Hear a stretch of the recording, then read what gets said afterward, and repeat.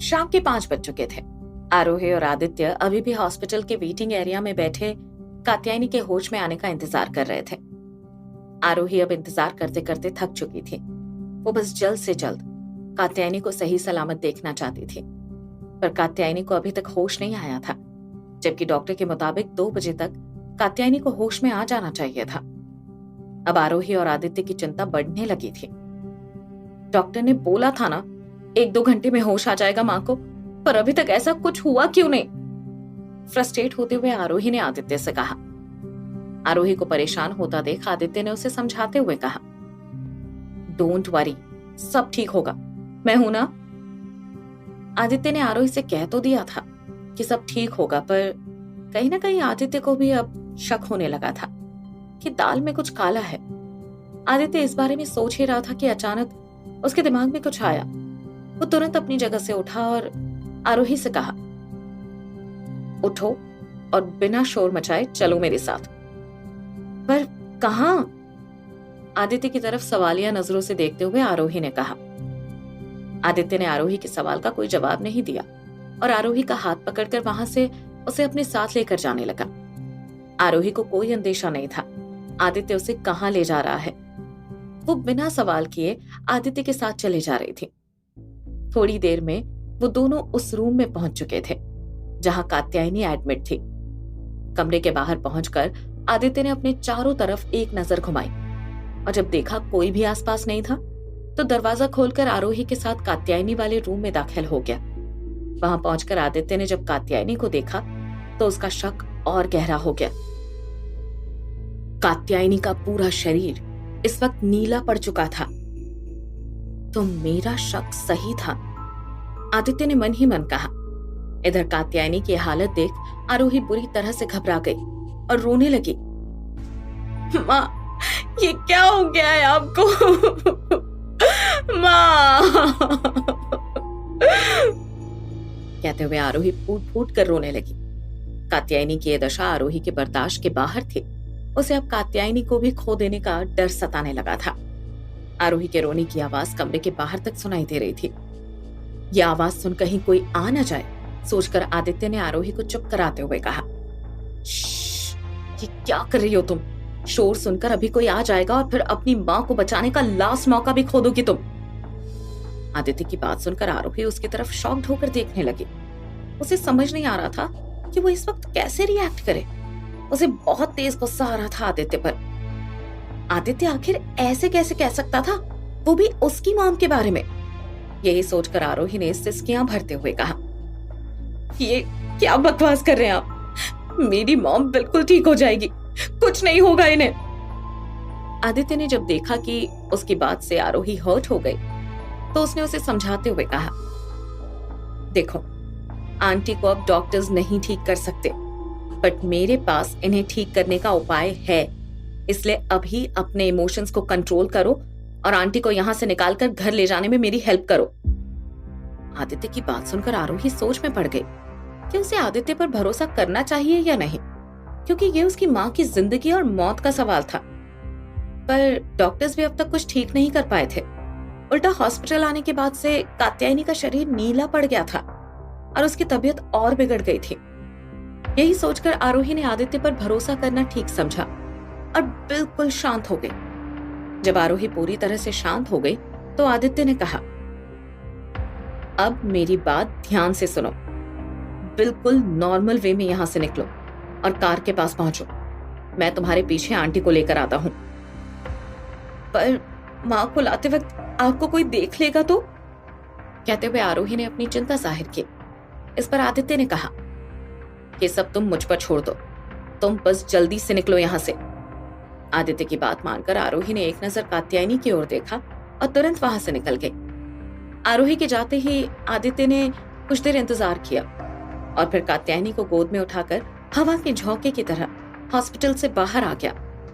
Aditya reception area से होता हुआ सबके सामने से निकला था, पर इस वक्त उसकी स्पीड इतनी ज्यादा थी कि कोई कुछ देख या समझ नहीं पाया कि अभी उनके सामने से कौन गुजरा। इधर आरोही जैसे ही कार के पास पहुंची, आदित्य भी उसके पीछे कात्यायनी के साथ वहां पहुंच गया।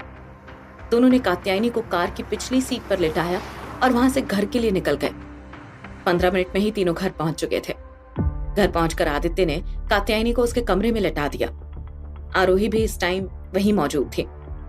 कात्यायनी को बेड पर आराम से लिटाने के बाद आदित्य ने कात्यायनी के माथे के बीच में अपना हाथ रखा और गौर से उसे देखने लगा।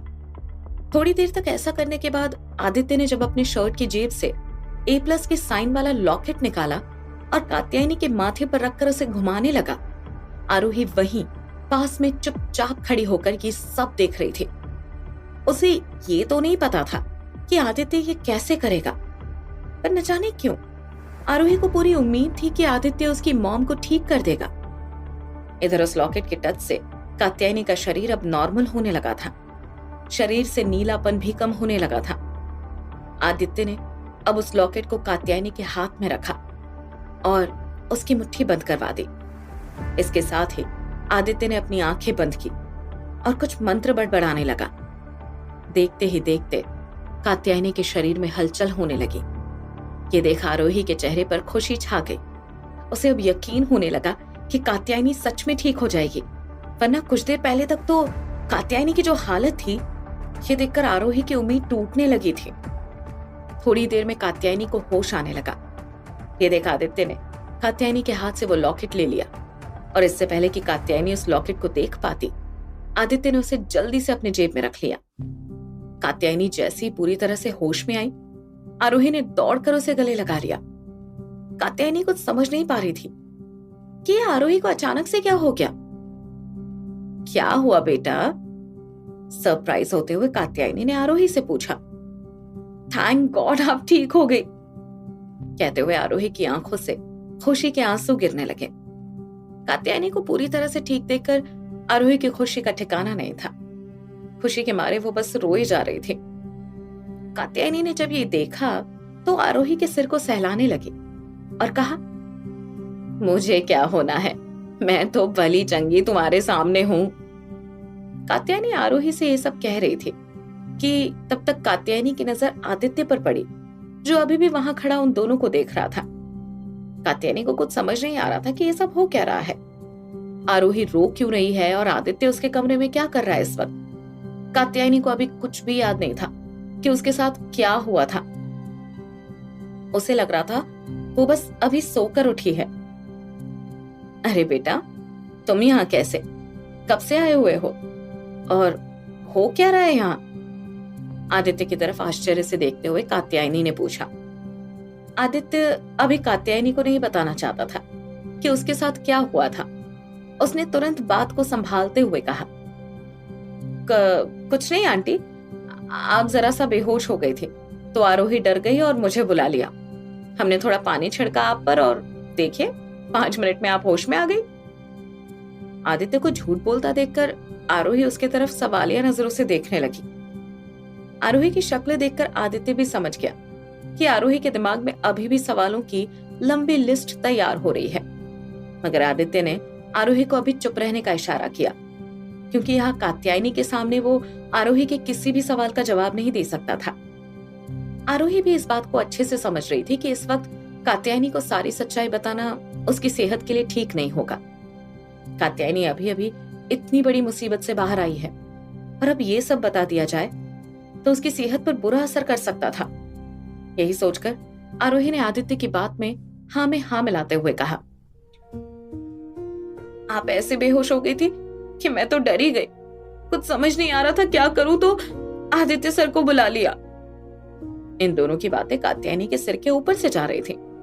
उसे जरा भी याद नहीं था कि वो कब और कैसे बेहोश हो गई थी, मगर जब आरोही और आदित्य कह रहे हैं तो सच में ऐसा हुआ होगा और वो भूल गई है सोचकर कात्यायनी ने उन दोनों की कहानी पर यकीन कर लिया। आदित्य और आरोही ने जब देखा कि कात्यायनी उनकी बात पर यकीन कर चुकी है तो दोनों ने राहत की सांस ली। अब आदित्य अपने घर जाने लगा तो उसने कात्यायनी की ओर देखकर कहा, अच्छा आंटी, अब मैं चलता हूँ, आप रेस्ट करिए। कहकर आदित्य वहां से निकल गया। आरोही ने भी अब कात्यायनी को आराम से बेड पर लेटा दिया और उसे आराम करने को छोड़कर कमरे से बाहर आ गई। कात्यायनी के कमरे से निकलकर आदित्य अभी मेन गेट तक ही पहुंचा था कि पीछे से आरोही ने आवाज लगाई, एक मिनट, मुझे कुछ पूछना है आपसे, कहते हुए आरोही आदित्य की तरफ बढ़ने लगी। आदित्य जानता था आरोही क्या पूछने वाली है, फिर भी उसने अनजान बनने का नाटक करते हुए कहा, हाँ आरोही, पूछो क्या पूछना है। ये सब कैसे किया आपने? आदित्य के पास आते हुए आरोही ने धीरे से पूछा। आदित्य ने अभी भी अनजान बनने का नाटक जारी रखते हुए कहा, क्या सब? मैंने क्या किया? झूठ बोलने की कोशिश मत करिए, मैंने देखा आपने लॉकेट से कैसे ठीक किया माँ को। सच सच बताइए, कैसे किया आपने ये सब, और क्या हुआ था मेरी मॉम को? आरोही ने अब थोड़ा सख्त लहजे में पूछा। आदित्य को अब समझ आ चुका था कि आरोही अपने सवालों का जवाब लिए बिना नहीं मानने वाली। ओके, मैं सब बता दूंगा, तुम्हारे सारे सवालों का जवाब दूंगा, बट अभी नहीं। अभी तुम अपनी मॉम का ख्याल रखो, आरोही को समझाने की कोशिश करते हुए आदित्य ने कहा। आरोही इस पर और भड़क गई।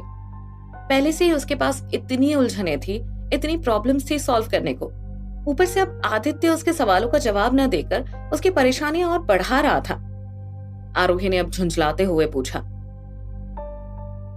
पर कब? आखिर कब जवाब देंगे आप मेरे सवालों का? सही वक्त आने पर, कहकर आदित्य वहां से चला गया। आदित्य तो चला गया, पर आरोही अभी भी वहीं गेट पर खड़ी सवालों में उलझी हुई थी। आरोही को अब तक इतना तो पता चल चुका था कि आदित्य को छुपा रहा है सबसे, पर क्या, ये उसे पता लगाना था। सबसे पहले तो उसे उस लॉकेट का राज जानना था।